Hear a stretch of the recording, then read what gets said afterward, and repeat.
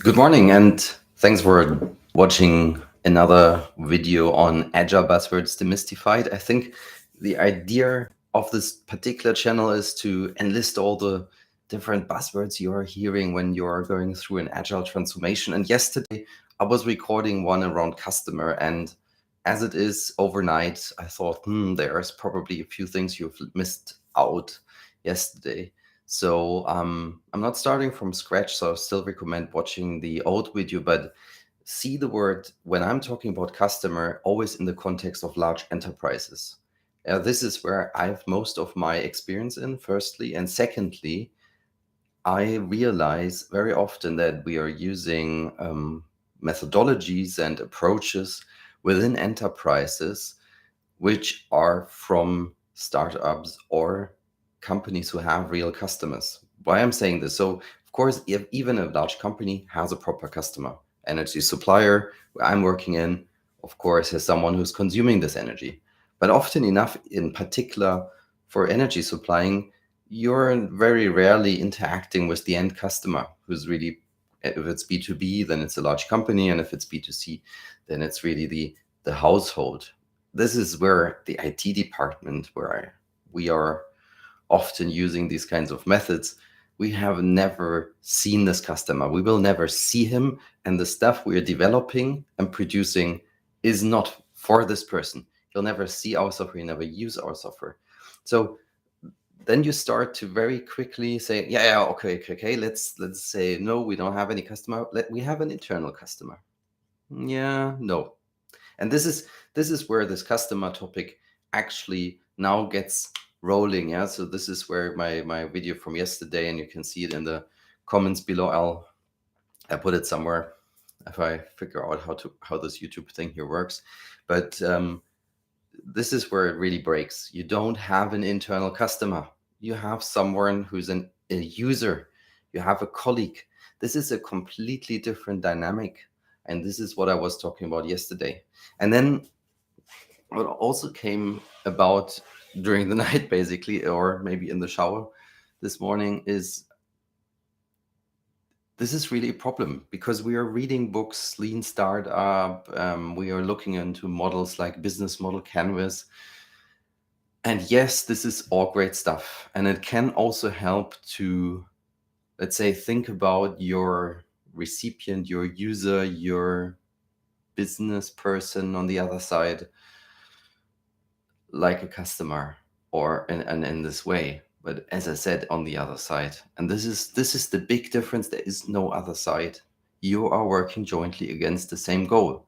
So you don't have to assume, you don't have to pretend, you have no market to test. You don't have these things. And that means that all these models, you can try them out. But in my eyes, there's still the very, very big assumption out there that for a lot of models, you will, for instance, they are pretending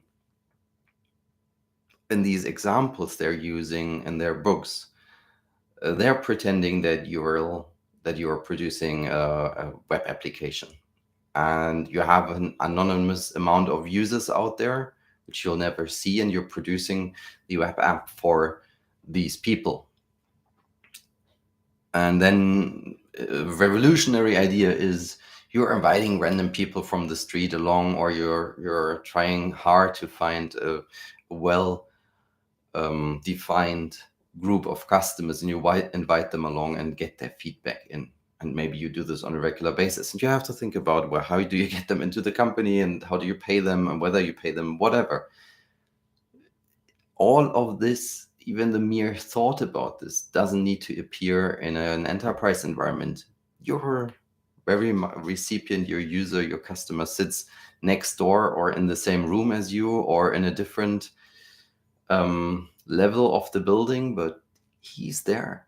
And it's not a big optionality of what you're going to produce. The demand is directly addressed to you.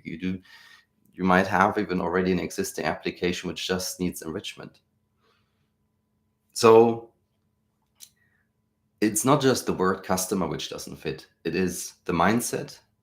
It is the methods, it is almost everything which connects to this customer topic and how to produce a delighting product and these kinds of things. They need to be adopted or not to be used at all, because they're completely made for a different purpose. And as such, it is not a great idea. If you turn this around just for 1 second, what is a good reason to think about customer? The human being who is using something doesn't make a difference too much between an Excel application and the application the IT team built, or between a web application like Office 365 or any other kind of very mature software product out there, and a web application your internal IT people are building. Because for the internal customer, for the internal user who's not been in IT, it is impossible to understand the difference or the maturity approach between these two different things. Even if they understand let's say the understanding or for bugs, bad performance, etc., is quite limited. Because this is at the end of the day the common ground between the two groups of people, internal user, customer. They are both human beings. They're impatient, and they won't, if the less IT knowledge they have, the less understanding they will have for certain behaviors of an IT system.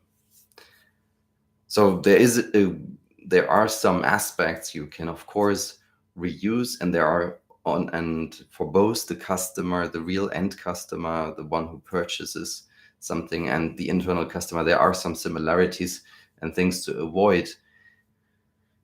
But as we might think about it in this kind of detail and length, for my last video, at the end of the day, I think it's a big trap here to fall into, and has much less in common. There's much less common ground, and talking about customers really, really wrong. And I don't know if I mentioned it yesterday, but user, in my eyes, more often fits the term.